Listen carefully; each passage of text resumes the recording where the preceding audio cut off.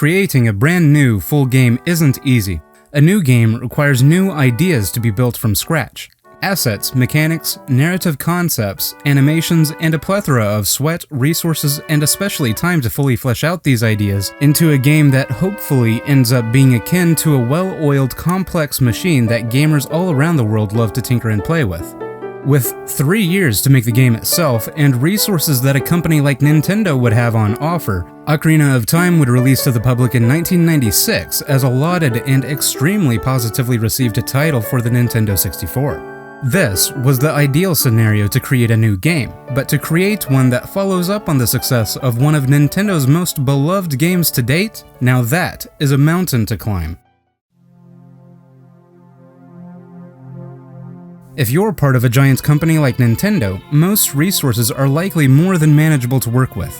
However, no amount of money or resources that any giant corporation has can quite defeat time itself. Whether that be time necessary to make new ideas and put them into practice, or the time required to refine these ideas into fabricating something truly special. When a team at Nintendo attempted to do just that with a sequel to a beloved and critically successful Zelda game, and intended to do so in an obscenely short amount of time, they succeeded in both creating a full new game in a short time span as well as constructing a surprisingly mature world that gamers all around the world adore. That's not to say Majora's Mask didn't have any flaws or common grievances aimed at it, but considering time constraints and drastic risky changes in overall tone and direction, it sounds more like a recipe for disaster. If the directors and staff hadn't been any more innovative, the engine any more reusable, or the game any more unique, it might not have been well regarded at all. In place of potential disaster, however, is still one of the most recognizable and highly regarded titles in the Zelda franchise. An innovative and risky venture for Nintendo to be sure, but one that paid off handsomely when released. By reinventing the Legend of Zelda's gameplay and story to some extent, Nintendo had created a game in the franchise with its own identity to differentiate itself from other Zelda and Zelda-like games, while still remaining faithful to its origins. With its overall critical success, Majora's Mask was even able to develop its own fanbase separate from the previous titles, be ported to multiple consoles, and was even remade 15 years after its initial release. Throughout its ups and downs, struggles and triumphs, this retrospective is a way to take a look back to see what made this game such an anomaly within the Zelda franchise, and to celebrate its success and long-lasting reverence. The game known as The Legend of Zelda: Majora's Mask.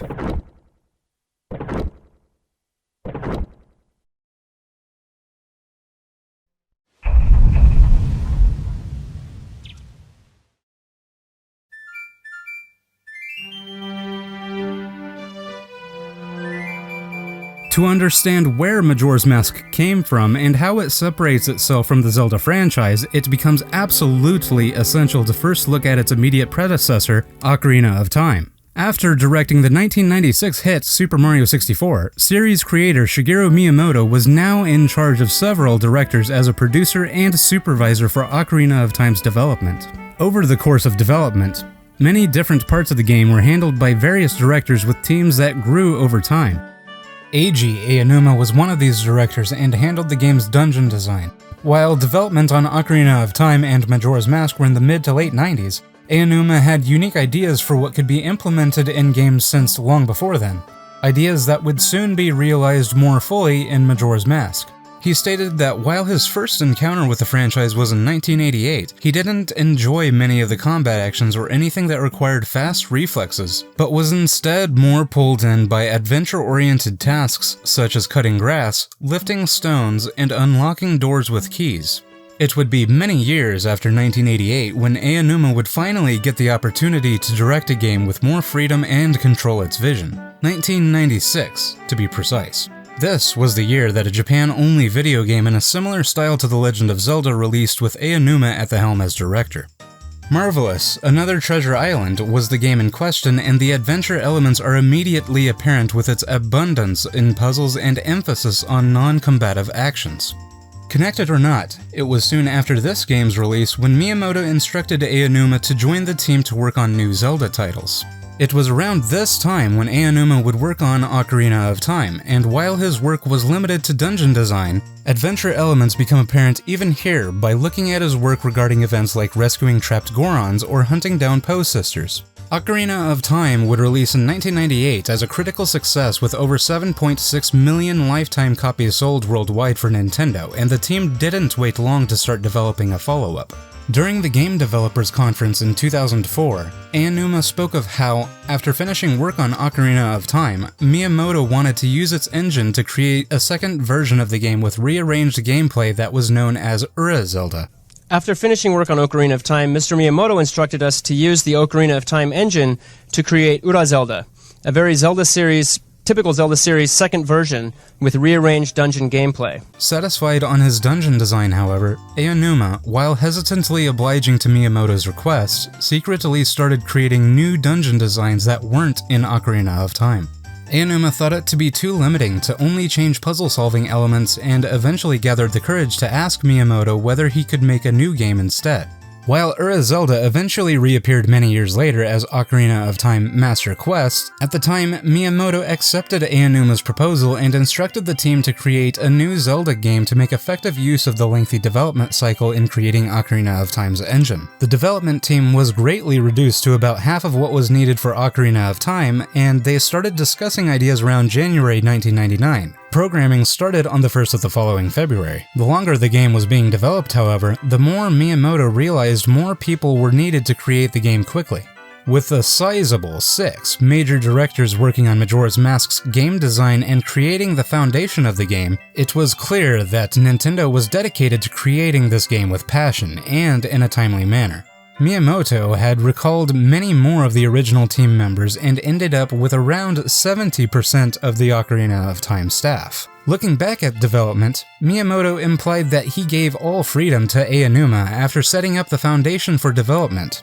So this time the task was to make a game with Eiji Aonuma as the director and with fewer people assigned to create the game in a very short amount of time, just 1 year to be exact. Aonuma became focused on thinking of how great it would be if he and the team could make that happen and how disappointed he'd be if not, even going so far as to become angry with Miyamoto upon being told that the game's release could be delayed.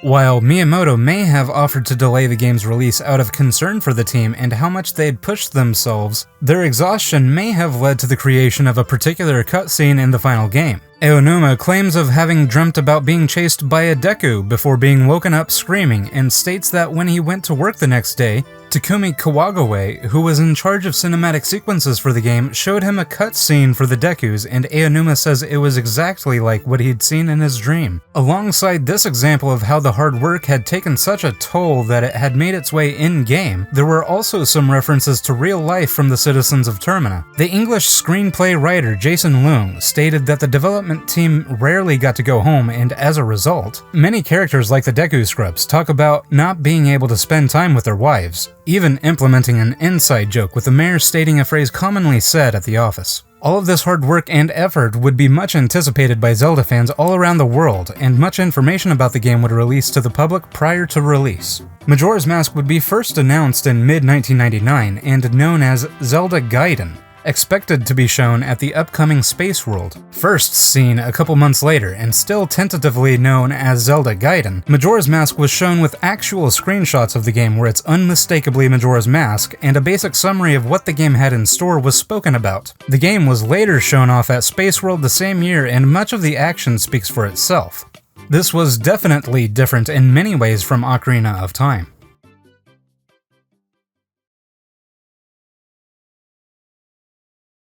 The Legend of Zelda, Majora's Mask for the N64 is coming October 26th. Some consider it a sequel to the greatest video game ever. Others claim that it's much better than the original.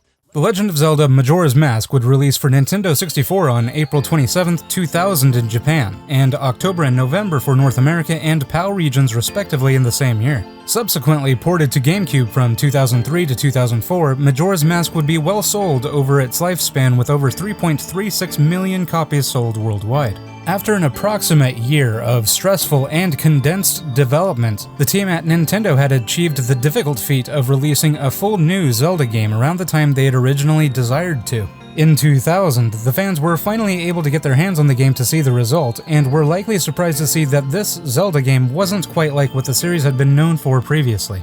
Being a Zelda game, Majora's Mask retained enough familiarity for its core audience to understand what kind of game this would be on a base level, but because of many drastic changes made to its story and many gameplay offerings it had, the game would also be unique enough so that many who may be interested don't write it off as a copy-pasted sequel. The Legend of Zelda was pretty much always based around a similar formula. The player plays as Link, who's tasked with stopping the evils of Ganondorf, saving Hyrule and its princess using the pieces of an ancient relic known as the Triforce in the process. This Zelda game, however, had only one of those concepts in common. The player still plays as Link, and still attempts to stop certain evils from destroying the land. Nearly every aspect of Majora's Mask's story, however, was very different, and while some similarities still remained in the gameplay, even that was ultimately transformed due to innovations the game introduces from the beginning of the game. While sequels that release quickly after their well-received predecessors tend to be regarded as poor in quality due to rushing the product to market for the sake of a quick buck, Majora's Mask's success implies otherwise for itself. 12th best-selling Nintendo 64 game worldwide and critically well-received to this day, Majora's Mask was effectively an instant classic upon release. While the game was well-received, there were still some commonly stated criticisms that usually detailed how different the game is from its predecessor, and how off-putting that is, or a greater emphasis on its side stories rather than the main story. Majora's Mask was still largely praised overall due to its engrossing atmosphere, inventive premise, high-quality side quests, and intriguing mysteries. Following up acclaimed title Ocarina of Time, Majora's Mask was a risky endeavor at the time, but was also a worthy successor and, more importantly, proved itself as a worthy game on its own merits.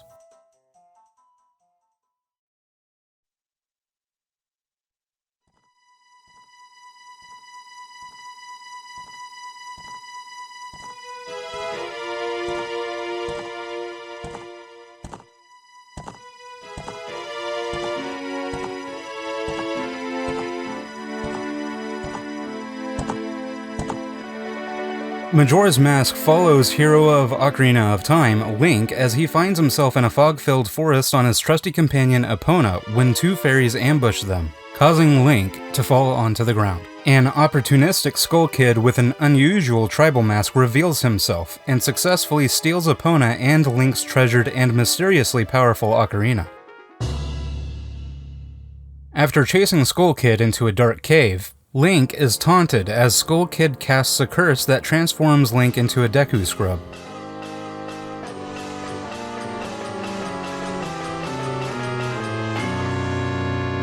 Instead of just retrieving his trusty steed and ocarina from Skull Kid, Link now has a more pressing issue of what to do about this curse that's just been inflicted upon him. The two fairies, Tattle and Tail, following Skull Kid, become separated from him as he moves through a door. Holding Link responsible for their separation, Tattle insists on him navigating the two out of the cave in an attempt to catch back up to her brother. While Link can no longer utilize his typical variety of weaponry in this Deku form, it's also immediately apparent that there are new things he can do, such as burrow into the ground and use flowers to fly into the air for a period of time. Link can find the hollowed remains of a mysterious tree's trunk along the way out of the cave. Before making it out of the confined paths, a man known as the Happy Mask Salesman offers to heal Link's curses in exchange for retrieving a precious item and a precious mask for him within 3 days, referring to the Ocarina of Time and Majora's Mask respectively. As the hero and his reluctant fairy companion leave the tower to enter a new town known as Clock Town, Tattle recommends Link to see the Great Fairy in town in hopes to defeat the Skull Kid. While this hope doesn't come to fruition, the pair learns of Skull Kid waiting atop Clock Tower in the middle of town, and finds out when said tower opens up. After familiarizing themselves a little with the town's inhabitants and events throughout the 3 days, Link and his fairy companion are now able to walk to the top of Clock Tower to confront Skull Kid.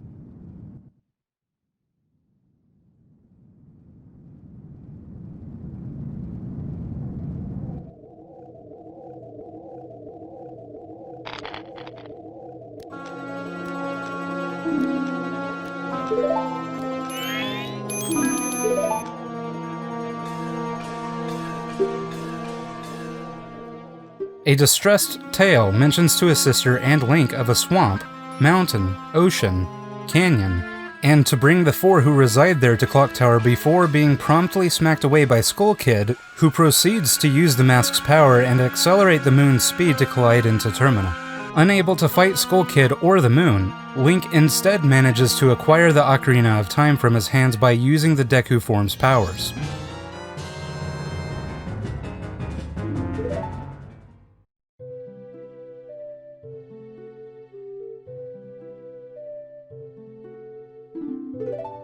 After a brief flashback to learning the Song of Time, Link decides to play the song with the ocarina that now takes the form of Deku Pipes due to his transformation into a Deku Scrub.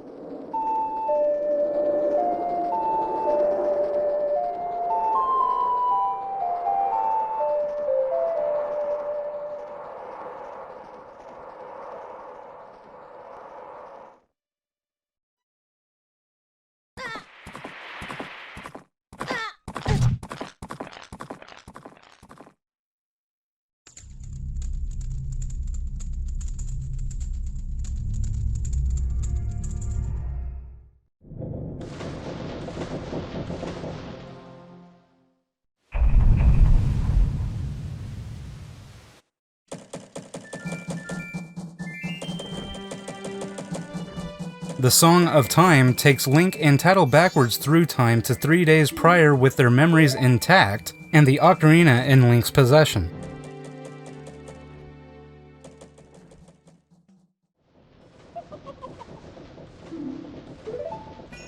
Presumptuously seeing the ocarina in hand upon reconvening, the Happy Mask salesman enthusiastically teaches Link the Song of Healing, which transforms him back into his human form and seals the Deku's spirit into a mask that can transform back into a Deku Scrub upon reuse.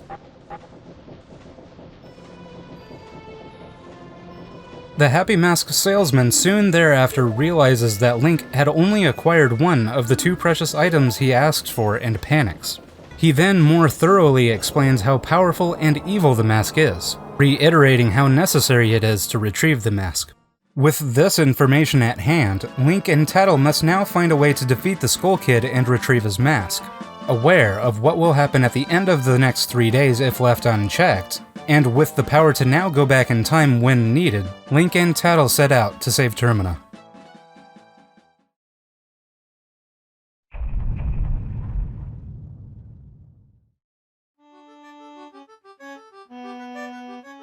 Gameplay within the Zelda franchise has historically included the same bunch of mechanics of combat and dungeons as the primary focus. Upon being faced with the difficult task to follow up the critically acclaimed Zelda game that sold over 7 million copies worldwide, the team came up with a brilliant idea that would change how The Legend of Zelda could be played while making it more manageable to develop the game in only a year. Puzzle solutions would be found in a series of recurring events after adopting a 3-day time system that's full of events meant to be played through multiple times to figure out what to do. These ideas also helped from a technical standpoint by having the game data more compact, while still providing deep gameplay that stands out from the previous Zelda games. Majora's Mask's 3-day time system is arguably the largest difference from all previous Zelda entries. For the aforementioned reasons, the game is played in 72-hour cycles in-game and allows the player to revert back to the beginning of the 72 hours whenever they want. This allows some key items of the game, like masks, quivers, and bomb bags, to remain permanent,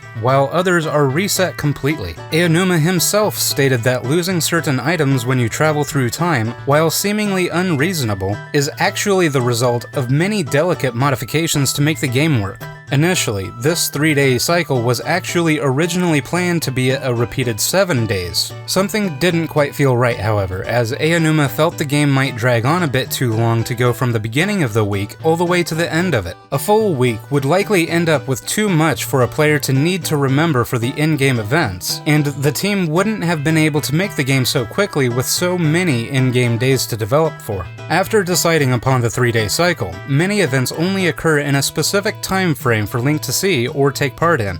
To ensure this doesn't become too boring to progress due to wait times or too pressuring due to how quickly the in-game timer moves, Link can find ways to either slow down time or to skip some of it. Game designer and director Yoshiaki Koizumi wanted to implement all of these time-based events and systems in Clocktown, and was therefore responsible for planning Clocktown's events. Aonuma wanted to only include time management inside of Clocktown, since events dependent on it can become too strict if planned for dungeons and on the field. Despite this, Koizumi's work eventually crept its way outside of Clocktown for a couple areas, namely Romani Ranch and Milk Road. Miyamoto also expressed his desires to create a short but dense experience where you had to pay more attention to the details. Majora's Mask's 3-day cycle allowed this to become true, as you need to do the same tasks and see the same people repeatedly to find their nuances in their own stories. A side effect of this deep gameplay system was in providing more context and perspective to many of the citizens of Termina. Although the reuse of character models and assets was largely due to saving time and money, Aonuma stated that, in Majora's Mask, they wanted to give more insight into some of the minor characters found in Ocarina of Time, giving a better look at old characters as well as develop new ones at the same time. An example of one of these old characters is the Happy Mask salesman, who Aonuma referenced as having ideas that weren't fully realized with the character in Ocarina of Time, and has far greater development in Majora's Mask.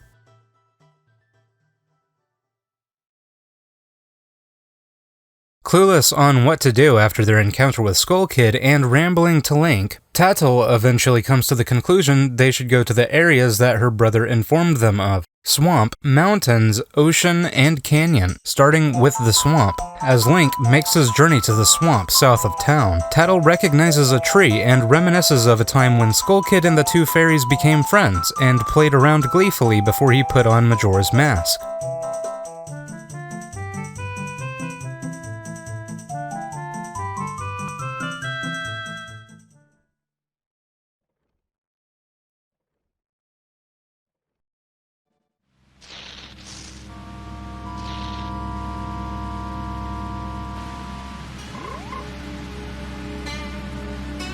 Link and Tatl venture through a now poisoned southern swamp to first arrive at the Deku Kingdom before eventually making their way into the dangerous Woodfall Temple.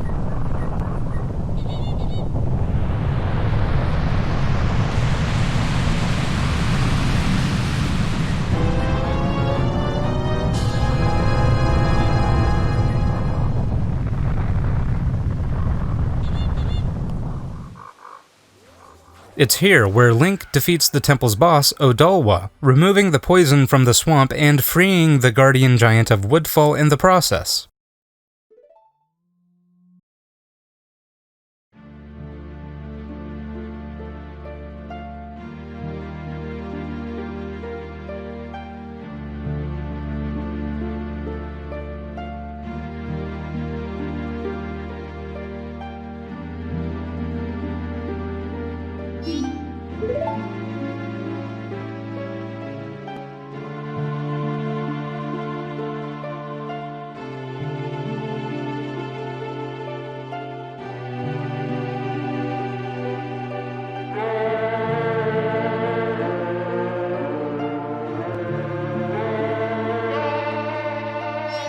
After the giant sings a tune that prompts Link to learn a song known as the Oath to Order, Tatl alludes to this giant as being one of the 4 that Tails spoke of.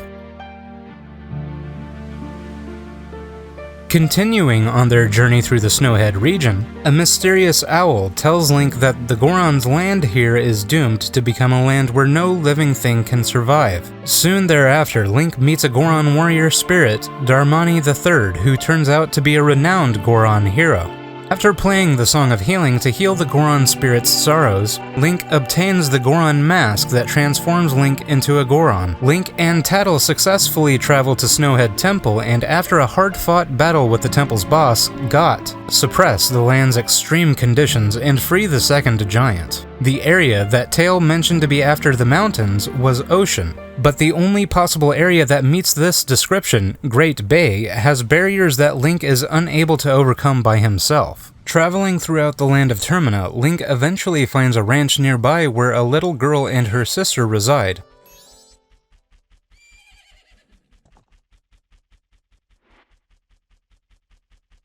Looking around in the ranch, the pair discover Epona behind a gate near the sisters. After playing a short game where Link shoots 10 ghost-shaped balloons in the ranch on Epona, Romani teaches him of Epona's song, which allows him to call her to come to him in Termina. With more giants to free and Link's trusty companion now finally with him, they head off to jump over the barrier in front of Great Bay to continue their journey.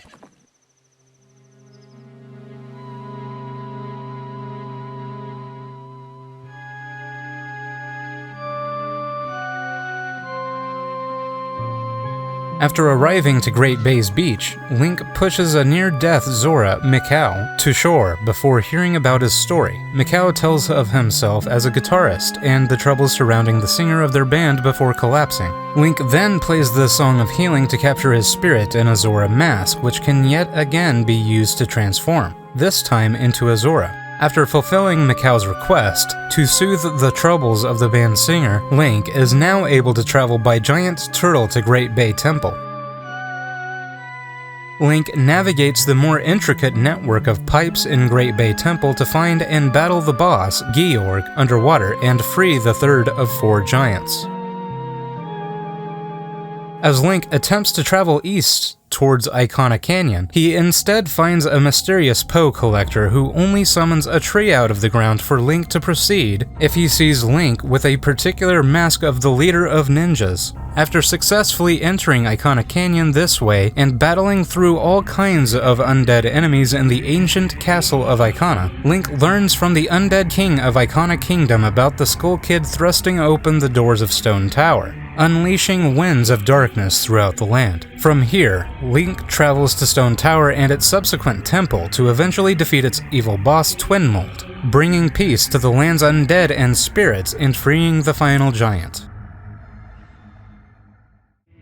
One major point of praise for the game would be in both its story and dungeon design for these 4 areas, although these praises wouldn't go without some criticism. While the 4 adventure-filled lands of Majora's Mask offered what is arguably a very high-quality experience, some players were put off by how difficult some puzzles and battles would be while providing little to no hints for the player. This would be a point of contention that a future version of the game would attempt to address, and some players felt that the game also offered little in terms of dungeon count, only 4 notable ones to speak of. These 4 lands and their respective boss fights would ultimately be lauded, however, for their varied and unique mechanics that often enrapture the player as they attempt to stop the moon from crashing into Termina. And some players even enjoyed the lack of hand-holding in Majora's Mask, especially in comparison to its predecessor, which has a particular fairy who is notorious for nagging at the player at every corner. One thing most players can likely agree on, however, is just how unique and engrossing of an experience Majora's Mask is with its world relative to the rest of the franchise.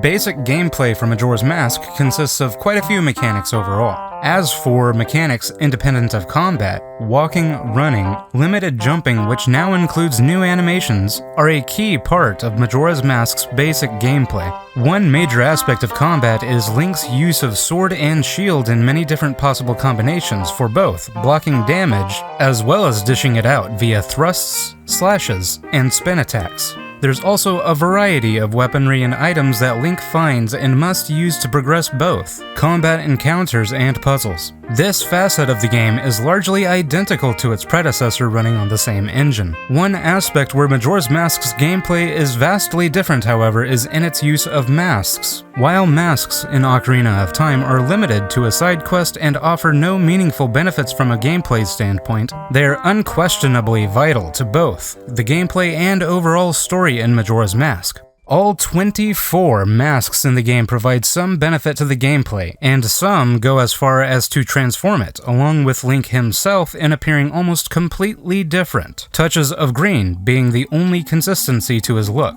Transformation masks provide completely different combat options, forms of traversal, reactions from non-player characters inside and outside the main town, and are often required to go back and forth between them for varying puzzles. There are 3 primary transformation masks Link will be using throughout the game. The Deku mask, turning him into a Deku scrub, the Goron mask, transforming him into a Goron, and the Zora mask, turning him into a Zora. Deku Link, while still being able to combat enemies and solve puzzles, must do so in a more limited capacity to his untransformed counterpart. He can hop across water, traveling much faster this way, and is able to avoid toxic water by doing so. After bouncing 5 times on the water, however, he must land or else he'll sink as he can't swim. This form is also capable of burrowing into Deku flowers, subsequently launching himself into the air to access otherwise inaccessible areas, and can also be used as an attack. If Deku Link has enough magic, he can also create large bubbles that can be used for popping balloons and attacking enemies.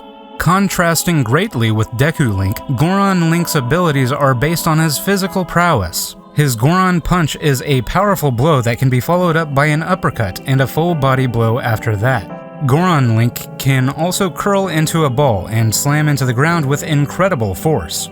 Possibly his most convenient and, in some cases, useful ability, Goron Link's ability to roll after curling into a ball is not only fast, but also damaging if doing so with his spikes out.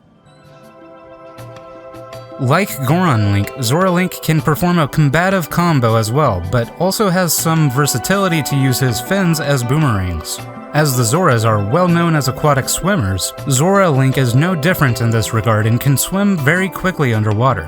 While Zora Link may not be the most offensive transformation for combat, there's still some added usefulness in the electrical barrier he can put up to fend off enemies, and can even be used to attack enemies while swimming fast. While Ocarina of Time, as well as the previous Zelda games, still provide a lot of gameplay via its weaponry and mechanics, Majora's Mask has proven itself to have a vast quantity of options with the added 24 masks that far exceeds any adventure game of a similar style.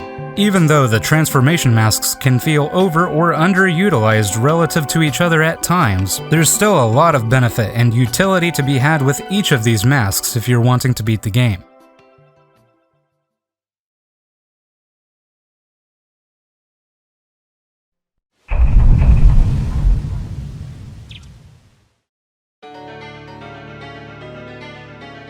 With all 4 giants freed and the looming threat of the moon still overhead, Link waits until the last few hours when the clock tower opens to reconfront Skull Kid and play the song that he learned from a giant, Oath to Order.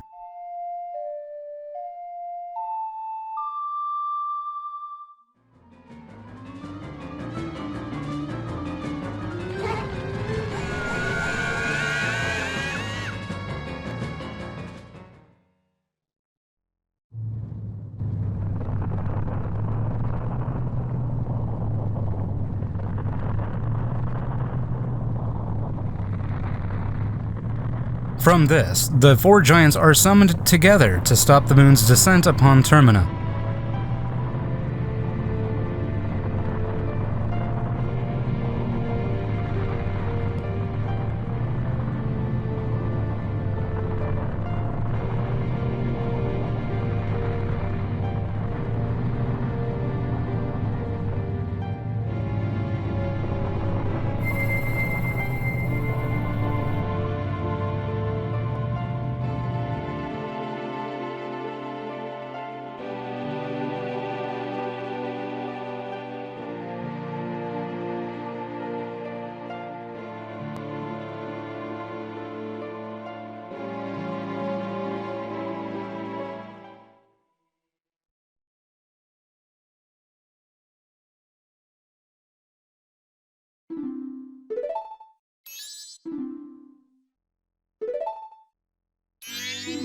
Skull Kid is knocked unconscious and the 2 fairies finally reunite. All is not over, however, as Majora's Mask rises on its own and separates itself from Skull Kid.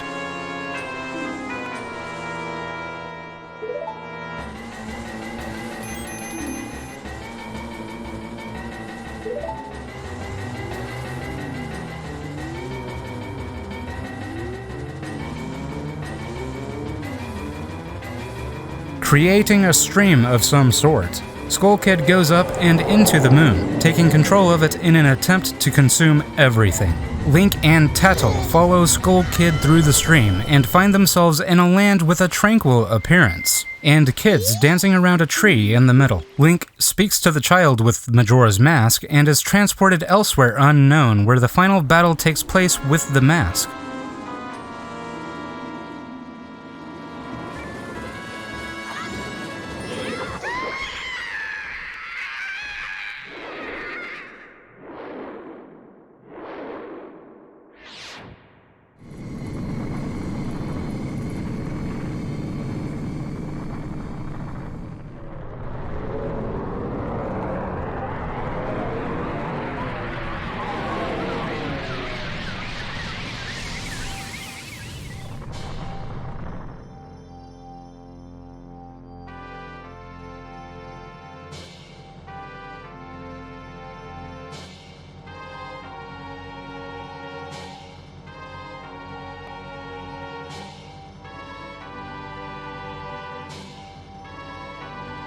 After a hard-fought battle to save Termina, the mask is destroyed and the moon disintegrates as everyone is greeted by the dawn of a new day.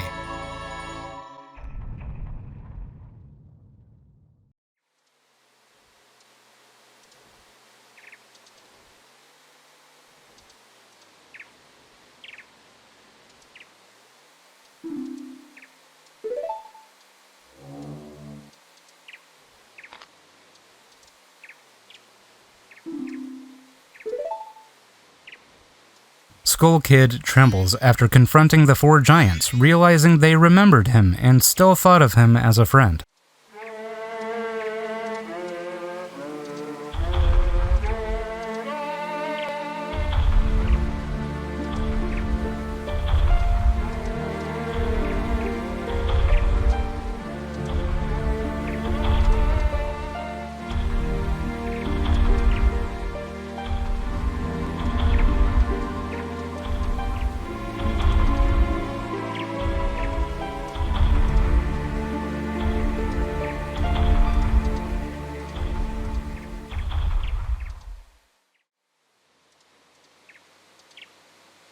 With the evil having left Majora's Mask, the Happy Mask salesman reacquires the mask and says farewell to everyone and leaves. Link also parts ways by hopping on his trusty companion Epona, and most of everyone in the land of Termina celebrate in Clock Town's festival.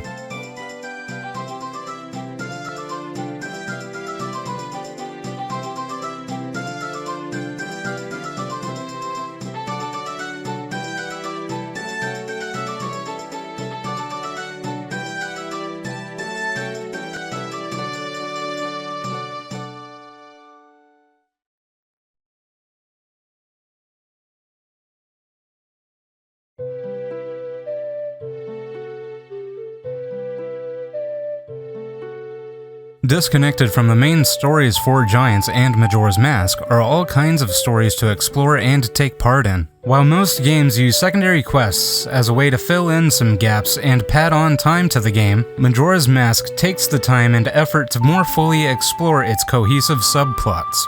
Some of these stories are more memorable to many fans than what the main story provides due to the personal stories that are told in an emotionally impactful way. To help understand some more of what makes Majora's Mask so special, not just relative to Ocarina of Time but to other RPGs as well, here are just a few of those sub-stories that can be explored in the main game. Throughout each of the 3 days, the postman is seen checking mail from mailboxes even with the looming moon hovering closer and closer to Clocktown. Taking his duties seriously, the only time we see him with any free time is in the post office mentally training himself and pretending to be running. As the moon threatens closer to Termina, the postman gains the desire to flee but is thwarted by his job being of highest priority. If Link gives him priority mail, the postman delivers it and is subsequently ordered to flee. Freed from his previous responsibilities, the postman gives his hat to Link and happily leaves elsewhere.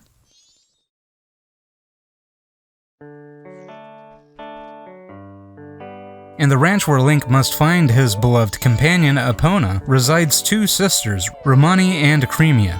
Upon arriving on the first day, Romani, the younger of the two sisters, tells of how alien creatures she refers to as ghosts will come down to steal their cows in the upcoming night if not stopped. If Link chooses to help, Romani comes out to the barn as a last line of defense. The alien creatures arrive and Link fends them off for hours before they finally disappear, and Romani gives Link a milk bottle as a reward.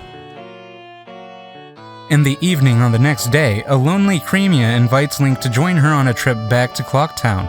As she tells Link of her difficulties in taking care of the ranch on this trip, the path is seen clearly blocked off, and in making a detour, the two are pursued by Gorman brothers looking to break Cremia's milk bottles. After a successful defense, Link receives a mask from a happy Cremia for the help. If Link doesn't manage to help out the two, however, their cows will be stolen, Romani can be found with severe amnesia after the alien creatures come down, and Cremia will be in the barn regretfully speaking of not listening to her sister. In the mayor's residence, Link can talk to a woman who gives him a mask to help her find her missing son, Cafe. Meanwhile, the postman delivers a letter to the innkeeper at Stockpot Inn, Anju. For some mysterious reason, Anju reacts in great surprise and demands the postman to tell her where the letter came from, a request the postman promptly rejects. If Link speaks to her with Cafe's mask on after this, Anju asks to meet Link in the kitchen late that night. Later that night, Anju reveals to Link that Cafe had written her a letter and wants Link to deliver her response through the mail and eventually meet with Cafe. After having read the letter from Anju, Cafe entrusts Link with his identity, being that he was turned into a child by Skull Kid.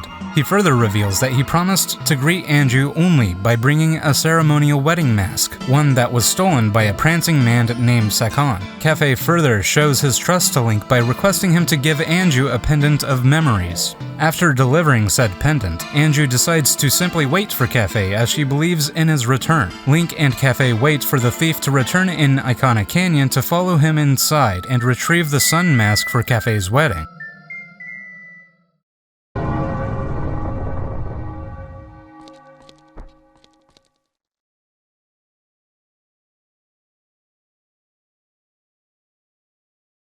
As the moon is less than 2 hours from crashing into Termina, Cafe is able to meet Anju as they both have kept their promise to only reunite with their respective wedding masks, the masks of the sun and the moon.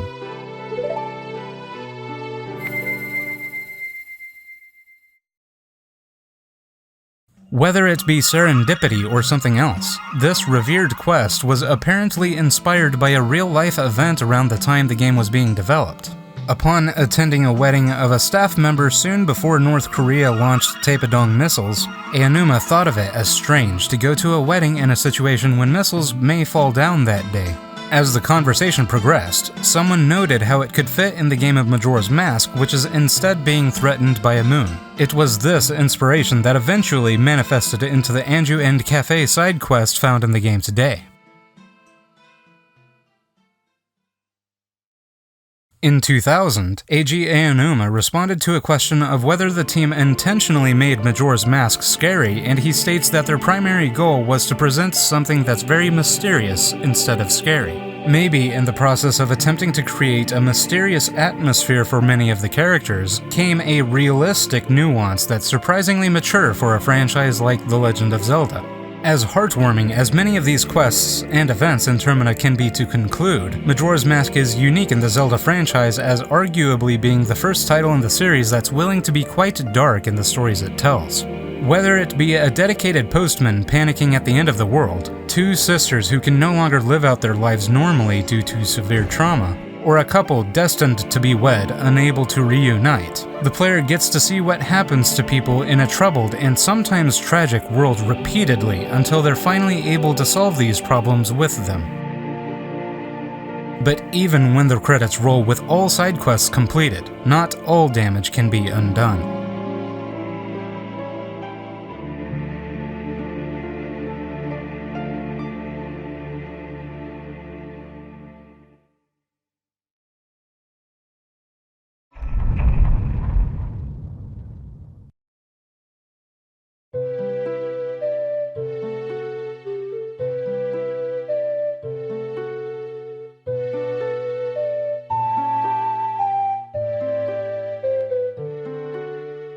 The Legend of Zelda Majora's Mask would be remembered within the community as a strange but ultimately great Zelda experience.